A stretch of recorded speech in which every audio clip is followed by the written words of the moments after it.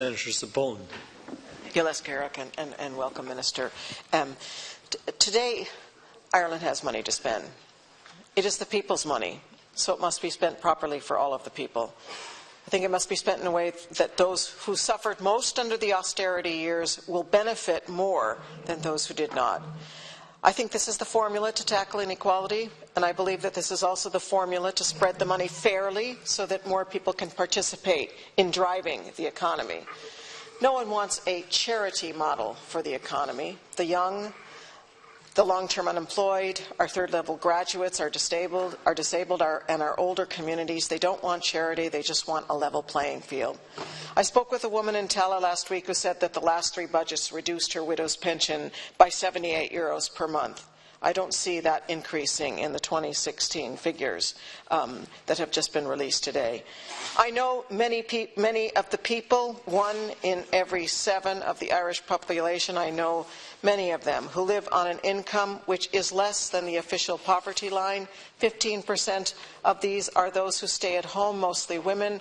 Another 15% are students. Not surprisingly, 20% of our unemployed are below the poverty line, equivalent to €202 per week. But more surprising is the 12% of those who are at work are poor.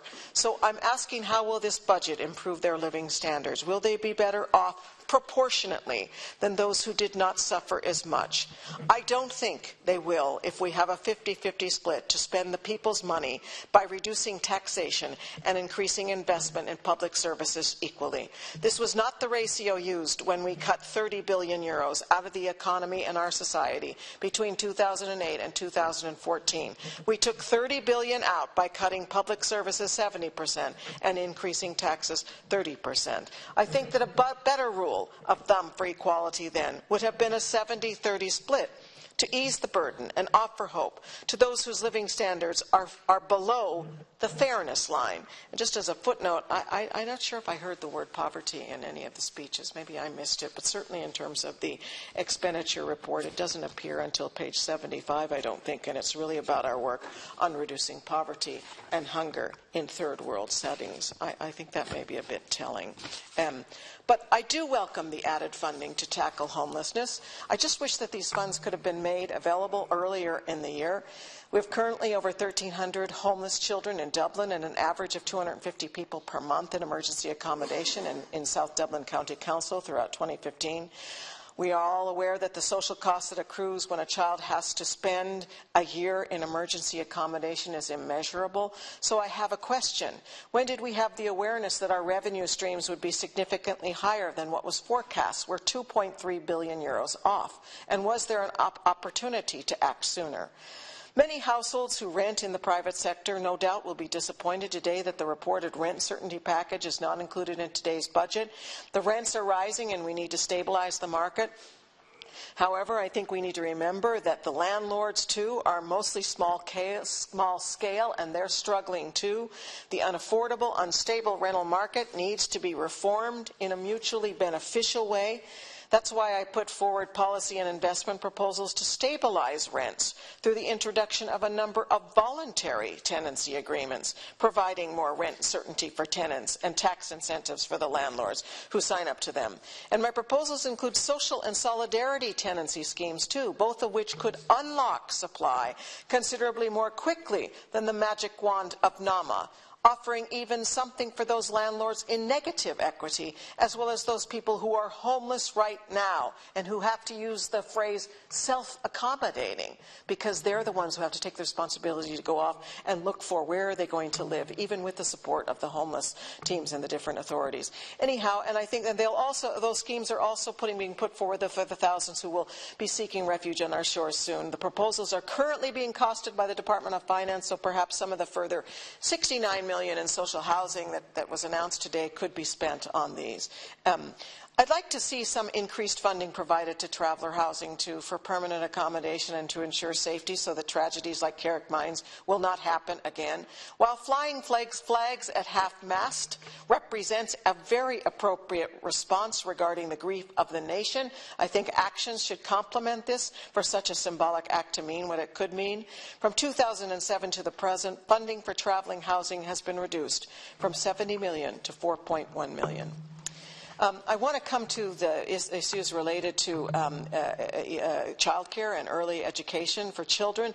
I've been advocating investment in affordable early years education and care for the past 15 years, so I welcome wholeheartedly the decision of the government to invest in our children and our working families, the extension of paternity leave, the $15 million for children with disabilities, the focus on evidence-based, absolutely, all yes. The sector will need additional funding to meet the increased demand. I acknowledge that the minister mentioned the restoration of capitation fees. I think that's essential to deliver quality services. It's critical to provide appropriate pay and working conditions for those in the sector. So I look forward to reading the fine print of the minister's proposals. If the capitation rates have not increased sufficiently for stability and professionalization of work in the sector, as we know, many people who are currently working in the sector have to go on the dole in the summer months because they don't have yearly contracts. It simply will not be possible for the sector to provide the kind of quality for children from the age of 3 as put forward in the budgetary proposal today. I'd go so far as to say that it won't be possible for the sector to provide those additional places from September 2016 on that the government and I would agree with that we so dearly want. I want to conclude with just a few comments relating to changes in the lone parent supports and a couple of other welcomes. During the 6 subsequent budgets, lone parent supports, this past budgets, lone parent supports were cut repeatedly and disproportionately. Now over 60% of those living in lone parent households are experiencing deprivation, which is 30% higher rate than among the rest of the population. The controversial measures to restrict the eligibility to one-parent family payments were met with public outcry. I organized a public forum for lone parents here in Leinster House. They brought their concerns and views forward in a private members' motion, which called the government to engage in a comprehensive review of their policies. And one of the key requests was that the lone parents had was that the income disregard for those on job seekers transitional arrangement would be brought in line with that of the one-parent family payment. So I'm glad that the government did listen. I still think it's a relatively small step after 6 years of disproportionate cuts experienced by this group. I want to welcome, though, too, the reduction in teacher ratios in primary and post-primary settings. Those are extremely welcome, Minister. And I want to conclude also by welcoming the encouragement for entrepreneurs and the support of small businesses.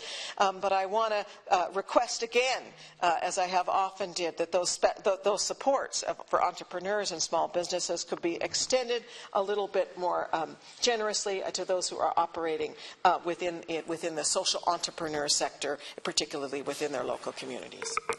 Thank you, Senator Zappone.